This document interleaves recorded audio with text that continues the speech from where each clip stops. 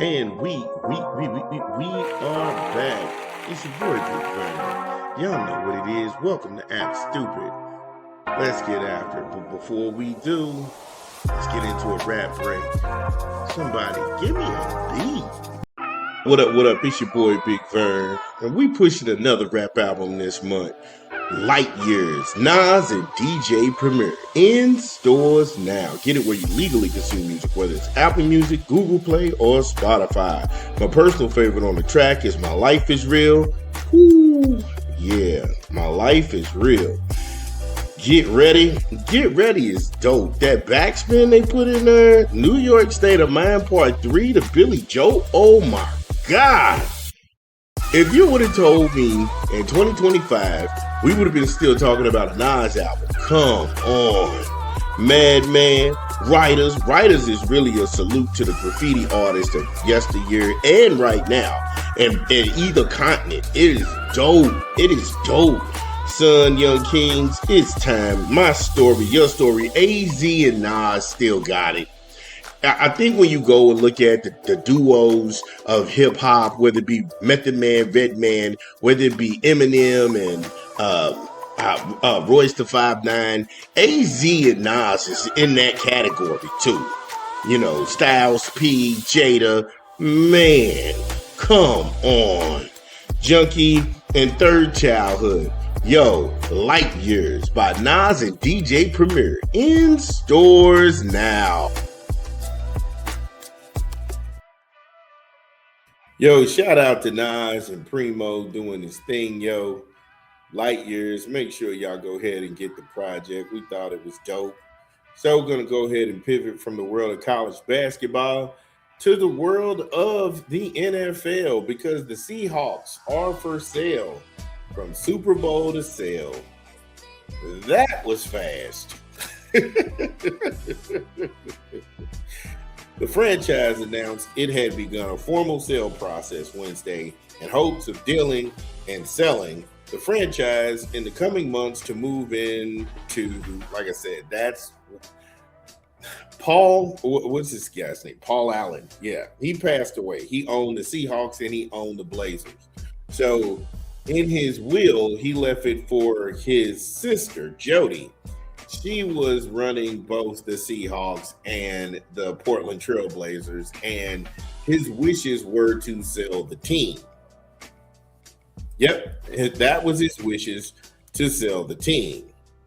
However, this thing has been pretty much contentious because the NFL, they don't allow teams to be owned by a trust. They allow individuals to own teams. And I don't know why this never came up when Paul Allen was alive. Because anytime someone's going to make a will and directives out, especially with the NFL, you have to check in with the other 31 owners. Because Roger Goodell is, like I said, he's a toothless tiger. Roger Goodell doesn't do anything. They actually pay him, and he works for them. So in the mode of us being more inquisitive, we looked at this thing because it creates more questions than answers. For example, there's infighting between the franchise and the NFL. In January, reports emerged suggesting that the Seahawks would be put up for sale after the Super Bowl. Allen's estate refuted those reports, saying that the team wasn't for sale. So here we are 2 months later. So what changed? Who's putting pressure on the Seahawks to sell? Why wasn't Roger Goodell asked about this Super Bowl weekend? He was on Media Row. He was taking and fielding live questions. And you mean to tell me a room full of reporters got it wrong?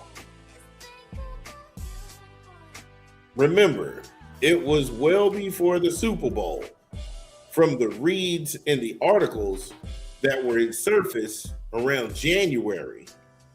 So you all known about this for quite some time.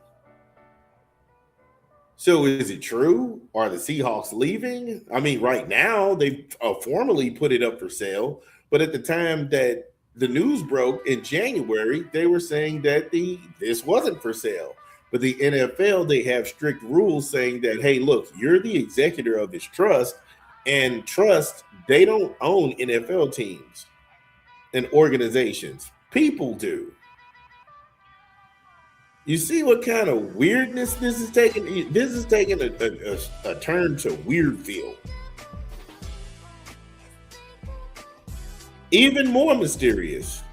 Why fine them $5 million just because they spoke out about an ongoing situation behind closed doors that you put out in public through the media first? That doesn't make any sense. That doesn't make any sense. The NFL, they put out there that the Seahawks were selling the franchise in January. The Seahawks just responded and saying, no, we didn't. You're getting fined. We're fining you $5 million. Really?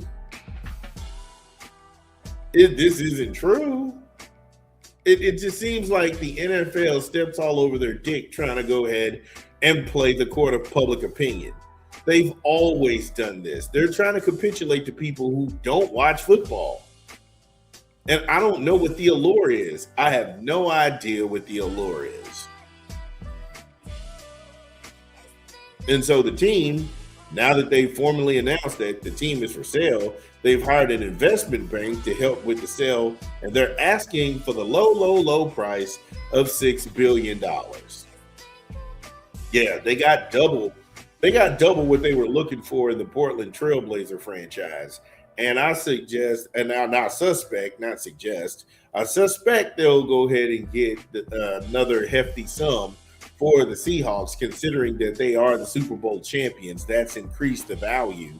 So Jody, she knows what she's doing, and she's also following her brother's wishes. So we will continue to monitor all of this, but this just seems strange. It's almost like nobody wants to ask them the tough questions.